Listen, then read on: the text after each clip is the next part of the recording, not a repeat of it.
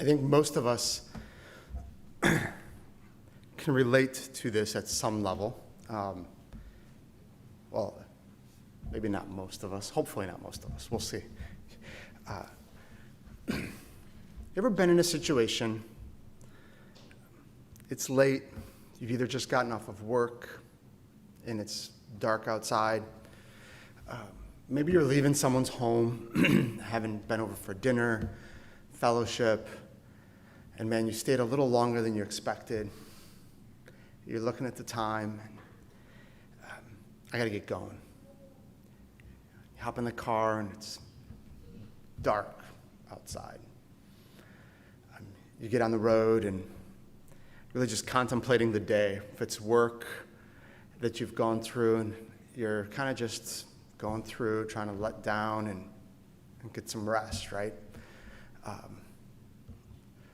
maybe after you've left the home that you're at for the event or for socializing, you're thinking about the day that's happened and the time that you had, maybe the conversations that were taking place.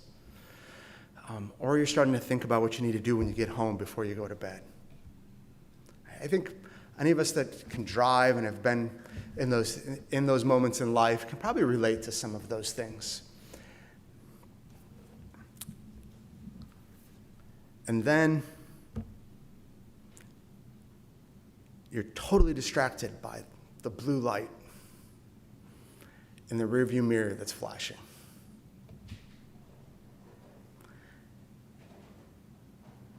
And you're like, oh no. And so you pull over to the side, and sure enough, the blue light follows you to the side. Doesn't just go by. And you roll down your window, and you say, hi, officer. And maybe they go, do you know why I pulled you over? And you don't really, you're guessing. Was I going fast? Did I miss the stop sign? Right? Because you were kind of distracted. You weren't really thinking about the speed limit. Or maybe you were, and you were just ignoring it. And so you pass your registration, you pass your insurance card and your driver's license, and they come back and they hand you the ticket, and you say, thank you, officer, and you roll up your window and you start driving away, and it hits you. Why in the world did I say thank you for getting a ticket? Now, maybe you haven't done that, or maybe you didn't even realize you did it. But have you been in those situations where you say thank you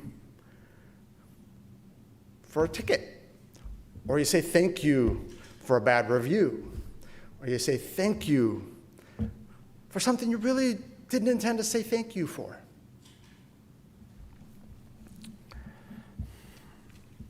So turn with me to Luke 17 as we consider why we say thank you. Luke 17.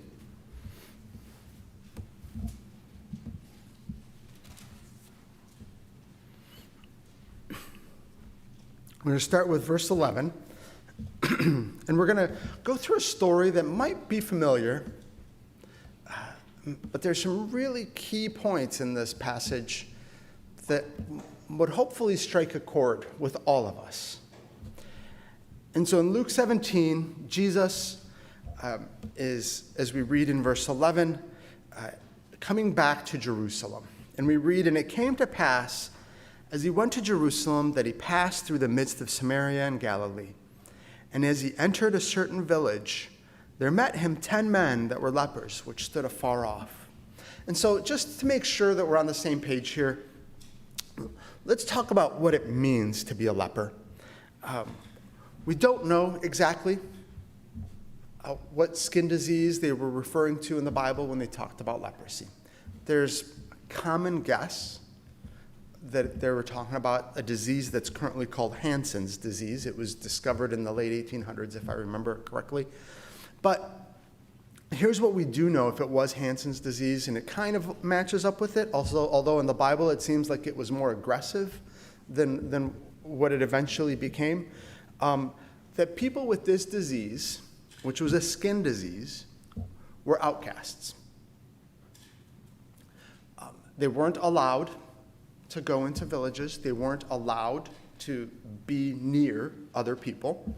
The problem with this disease is that it was contagious. There was times during the course of it as a skin disease that it was contagious. No, they're not sure how it passed back then, right? These days, if it's Hansen's disease, it's recognized as passing by touch, by oral methods, and it's not seen as being super contagious. And the big problem with it is that you don't know you got it right away. It moves rather slowly. And so you might pass it on to somebody, but it's not like 3 days later, everybody knows that I just got leprosy. It could take a long time. And so people were very fearful of that because the fact that it took a while and you wouldn't know, and it could spread it to a lot of people before anybody figured out that it was being spread. And so as soon as somebody was seen with leprosy, they became an outcast. If you got leprosy, and at first it would appear on your skin, your feeling, your nerve endings would start to fade, and so, or start to not work, and so you would lose your touch. And so it in of itself wouldn't kill you, but as you lose your touch and you lose your sense of touch in your extremities, you would have accidents. You'd get a cut and you wouldn't know you had a cut, or you would lose a finger, right, if it started to get severe. Or you would get a cut that would lead to losing a finger, and pretty soon you started to get disfigured, and then you would eventually die, and generally through secondary effects, through infection, right, through other ways that the disease would get you because you didn't have any sense in your extremities. And so because it was contagious, because it started to look gross for people that have had it for a while because of all of these other issues that they had, right, they had leper colonies. And so you were in a village that was only lepers, and they would all be by themselves. They would not be allowed to come to society. And if you've read the Scarlet Letter, you know about the woman that committed adultery, had the letter A embroidered on her clothing. The idea with lepers was that they had to have a bell with them at all times. And if somebody who wasn't a leper came near, or they came near somebody who wasn't a leper, they had to ring the bell and they had to shout, "Leper, leper." So talk about, not only do I have this awful disease, but now I have to proclaim it to everybody because they can't get near me because they don't want to get infected. So I'm responsible to ring the bell to let them know that I'm a leper. And so that's the disease that we're working with here. And so Jesus, we don't know much about the situation. He's approaching a village, and we have 10 men who heard that Jesus is coming, somehow have gotten wind of it, and have gotten as close as they can, probably to the village, right? We read that there met him 10 men that were lepers, which stood afar off. So these men are pretty far out there. They don't want to be the ones, they don't want to have to ring their bell, perhaps. They don't want to be shouting, "I'm a leper." Perhaps they're in rags and in clothes that are torn. Perhaps they've got infections and they've got their arms wrapped up because of their infections, or their legs, or their head. We don't know. But we can just picture the situation that we've got a group of 10 men who have heard that Jesus is coming. And maybe they were even standing on the hilltop or sitting on a hilltop far away, looking for a crowd that would start to come. And if they started to see excitement building, that's when they decided to come as close to the village as they could. And so Jesus meets these 10 men from afar off, who, we read in verse 13, and they lifted their voices and said, "Jesus, have mercy on us." And so, I mean, at some level, like, these lepers have got nothing to lose, right? I was thinking about it. If you're really somewhat arrogant leper, you could walk through town. I mean, who's going to try to push you away or something? Nobody wants to get close. So we don't get the sense with these men, but we get the sense that they're desperate enough that they're going to leave their leper colony, the village where they are at. They're going to walk as close to the village as they can. And when they see Jesus coming, because they've got nothing really to lose, they're going to see if they can get some help. Right? They're going to see if they can get some help. And so they start shouting. Jesus, Jesus, right? They're shouting because they have to shout for him to hear. They're far away. So they're shouting so that he can hear them, and they're shouting, Jesus, Master, have mercy. Have mercy on us.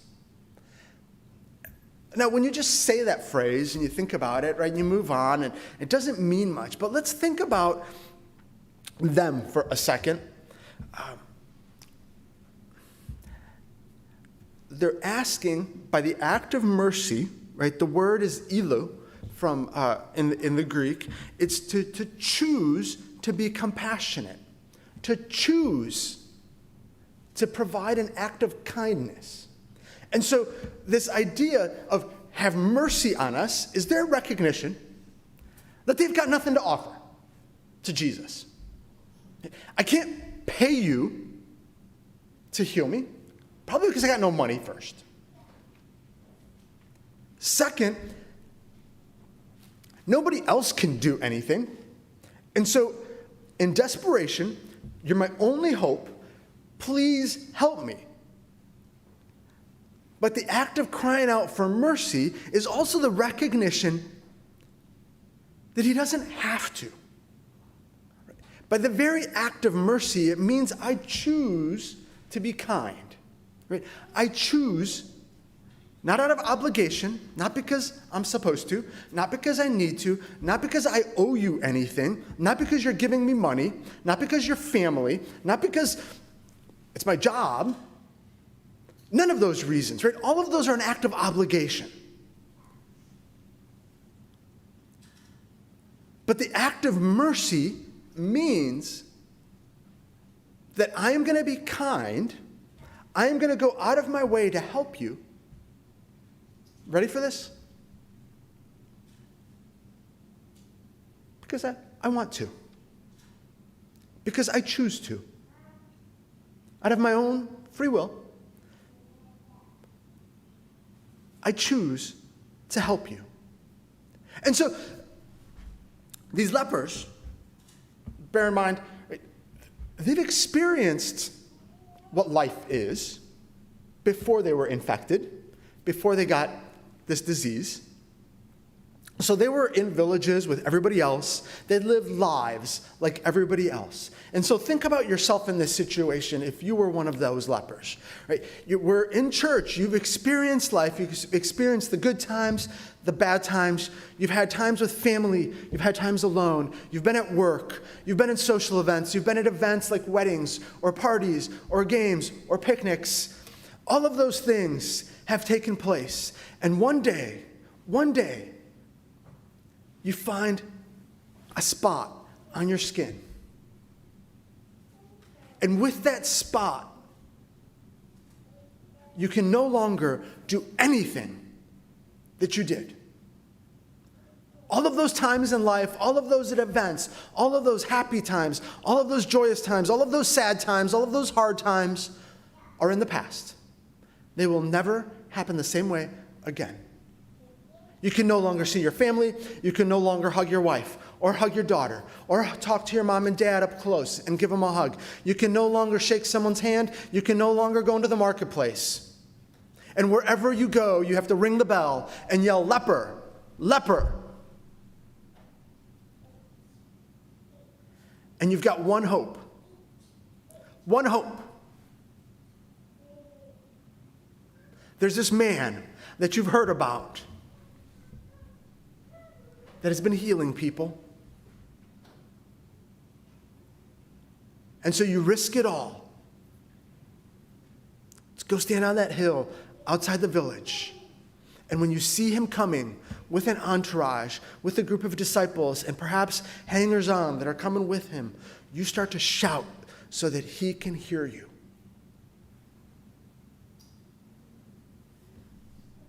And in that image, do you see yourself? Do we recognize that as people, we have a disease? It's called sin. Do you recognize that the end result of this disease is death? And there is no money that you can offer, no work that you can do, no action that you can take, no debt that you can call in, or favor that you can request that somebody owes you that will cleanse you of this disease. There is nothing out there except this one man that can heal.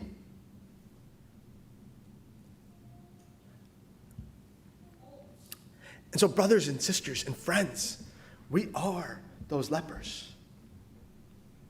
And God in his mercy, as we read in Romans 5, verse 8, it says that while we were yet sinners,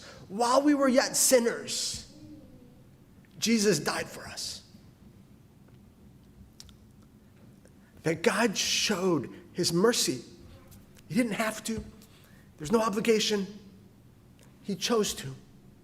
He chose to be kind to you and me. We don't deserve it. We can't pay for it. We can't twist his arm to make him do it. We can't call in a debt. There's nothing that we can do.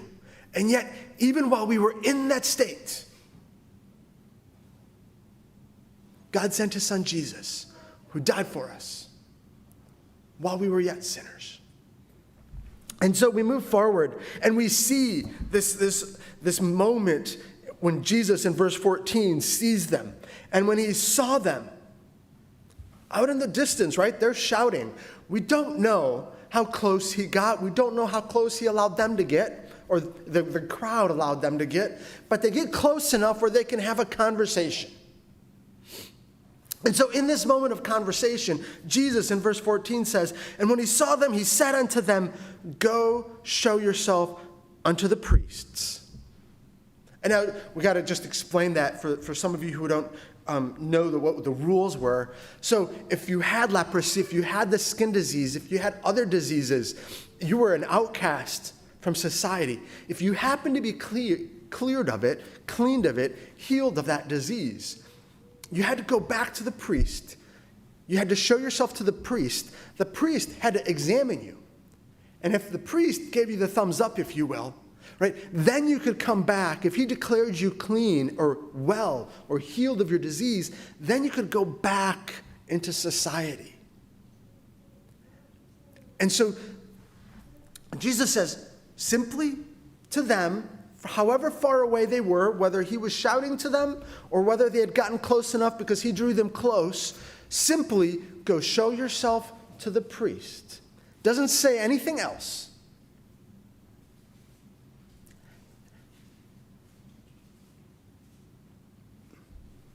They look. There's no difference to them. He just said, go show yourself to the priest. And so they turn and they walk toward the priest, wherever the priests were going to be, wherever that was. And as they're walking, a transformation occurs. And it came to pass that as they went, they were cleansed.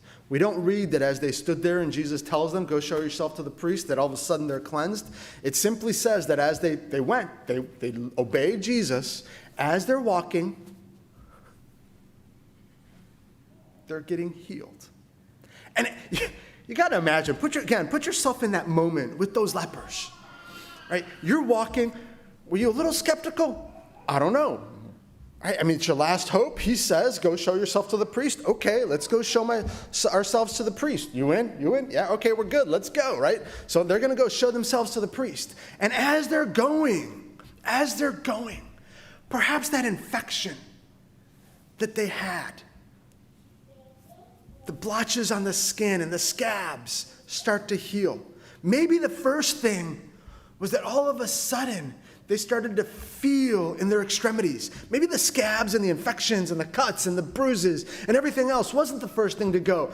Maybe it was actually the feeling that started to come back. And all of a sudden they started to feel the cuts and the bruises and the pain and the things that had happened in their body. And then, so they started to feel the pain. And then maybe, just maybe, they start to look and they start to unwrap because they can feel things that they didn't feel and it hurts. And maybe, they're taking off the bandage and they look and maybe before their very eyes, the scabs start to fall off. And under that scab is tender, new skin. Instead of oozing gross pus and blood. And just maybe they look and the bruises start to fade before their very eyes. What would you do? What would you do if that started to happen to you?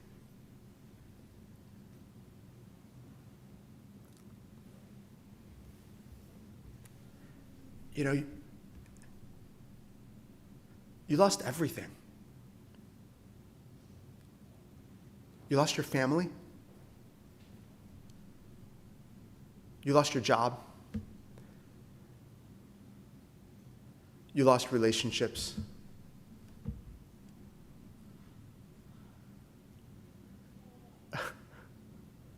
Would you go run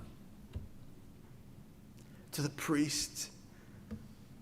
Because the first thing on your mind is your child, who's grown up now. Or your brother who you haven't seen in a decade. Or mom and dad, are they still alive? Last I heard, when my brother came close to the lepers colony and to give me some food, he said they weren't doing so good. And I'm gonna go get healed. I'm gonna go give the thumbs up that I'm healed so that I can go see my mom and my dad before they die. I'm gonna go see and hug my child who might be grown up now.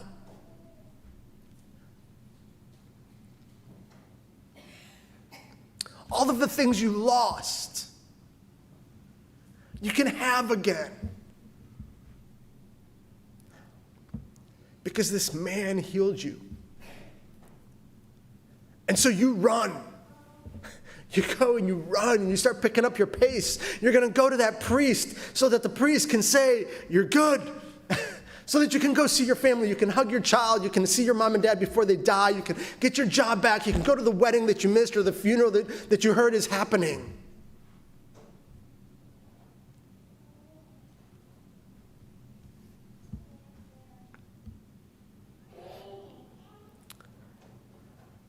But one of them didn't do that.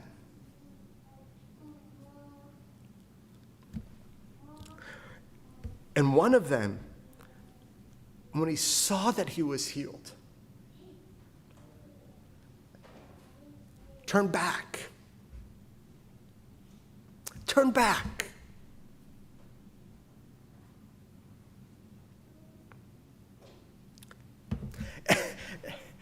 And I can picture him running.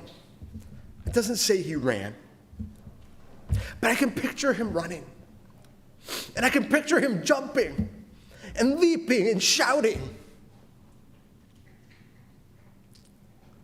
praising God, glorifying God, giving God the glory and the praise. He's healed. I've been healed. Thank you for healing me. And it's not just a thank you. It's not just a I really appreciate it. Right? We get a sense of the joy that he has. And he reminded me, There's times to praise, and there's times to jump and just shout hallelujah. And this is one of those times a miracle happened.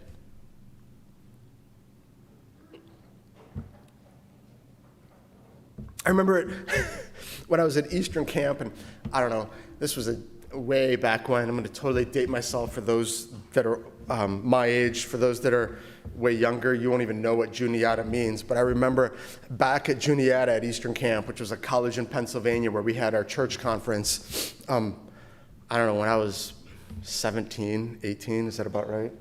Maybe. I don't know, you wouldn't know.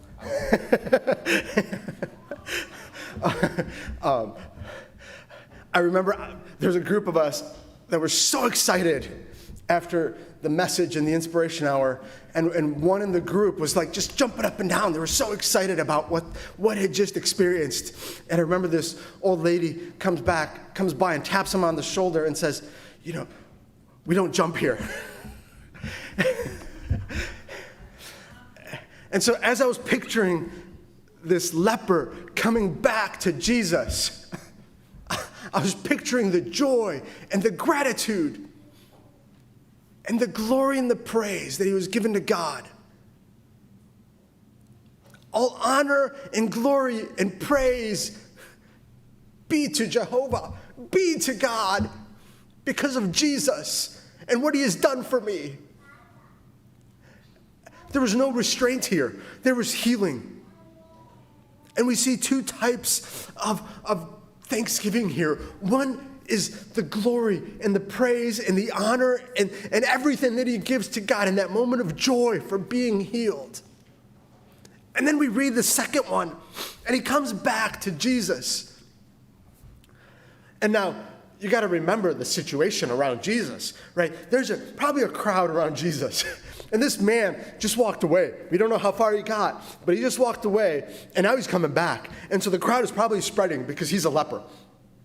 And they don't recognize what's going on, but they just see this man jumping up and down and shouting hallelujah and praise be to God and glorifying God. And so they're not sure what he's doing, but they're probably spreading away because they don't want to be lepers. And they don't want to get infected, and they don't want to have to go to the leper colony.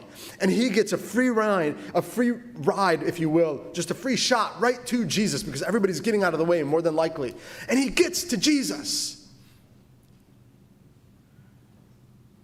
And maybe he's leaping and shouting and running with joy as he's coming to Jesus, and he gets to Jesus. And he falls flat on his face, not because he trips,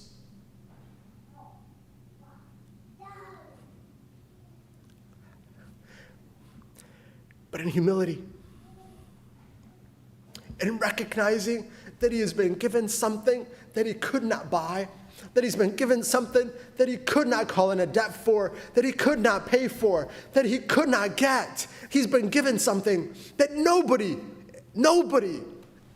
could do. He's been healed.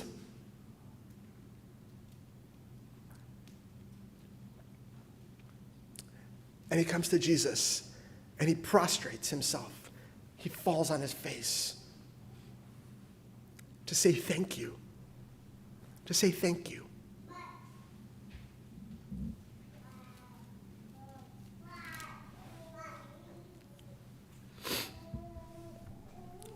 It's probably a little bit different than when we say thank you to the police officer, isn't it? For getting a ticket. It's probably a little different than thank you that we say when we're not thinking about it. And the reason that we tackle this topic this morning is we talked about what it means to do God's will on Wednesday. I gave you a teaser for those that were here, and we briefly tackled the topic in a song service about what God's will is. We didn't really, but we started an introduction to the idea of God's will on Wednesday night. And when we look in 1 Thessalonians chapter 5, verse 18, we read this. The Apostle Paul says, "In everything give thanks, for this is the will of God In everything, give thanks, for this is the will of God in Christ Jesus concerning you. And it struck me, what does it mean to be thankful? Right? What does it mean to be thankful? I thought of the woman. Remember the woman that is at the Pharisee's house? This is also in Luke. And if we look at Luke chapter 7, just really quickly, if you're still with me, we read in, let me see where it is really quick.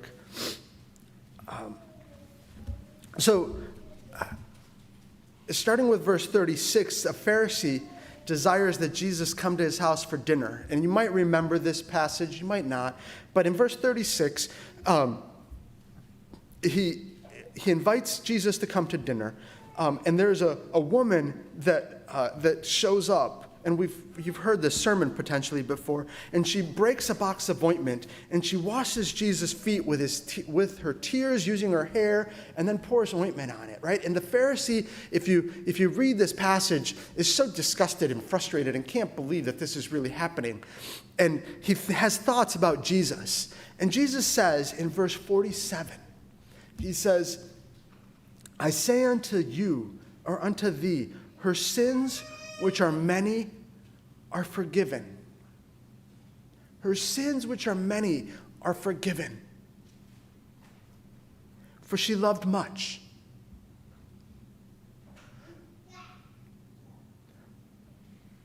But to whom little is forgiven, the same loveth just a little.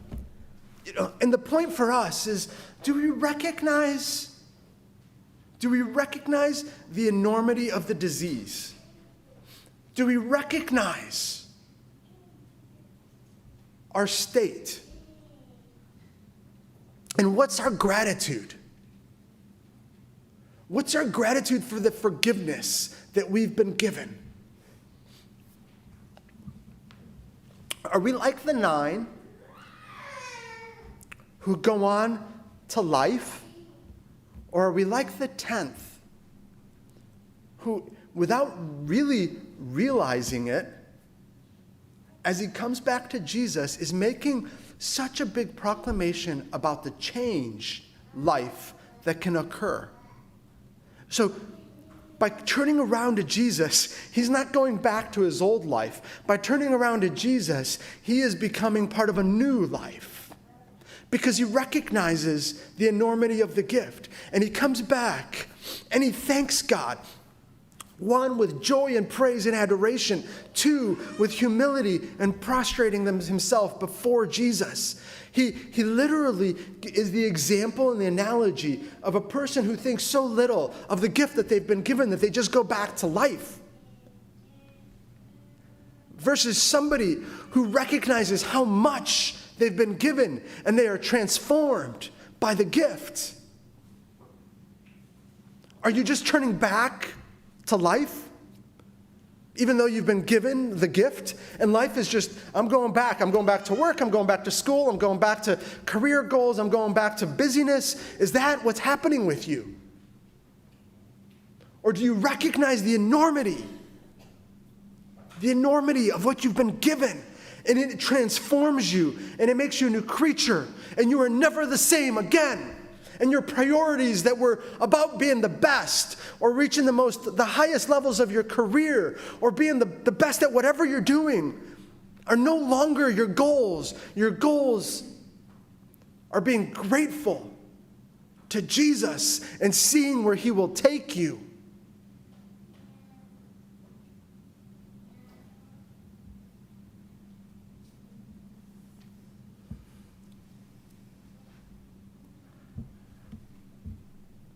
Paul says, in everything give thanks. In everything give thanks.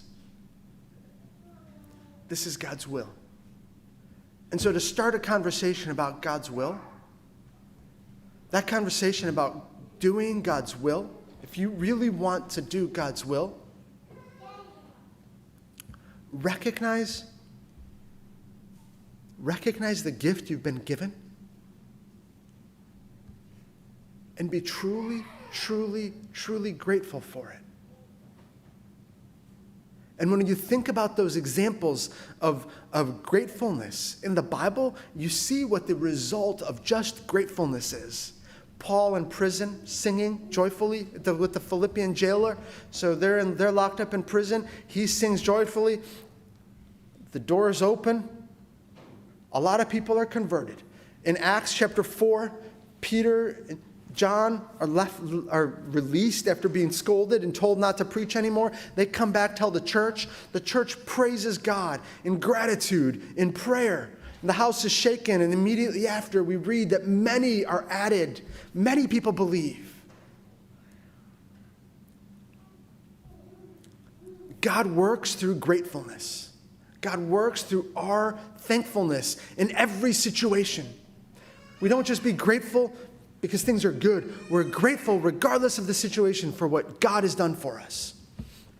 And I just want to leave you with that. And just this notion of a heart of gratitude and thanks, it leads to obedience. And when I think of my children and think about your children or even think about you, when somebody does something really powerful for you and you are so thankful for it, and then they ask you for a favor or they ask you to do something, you don't like, nah, I'm not going to do that, right? You're so excited to help because you've been given so much. You're so excited to act on what their request is because you've been given so much. And so for us to do God's will, we have to start with being thankful.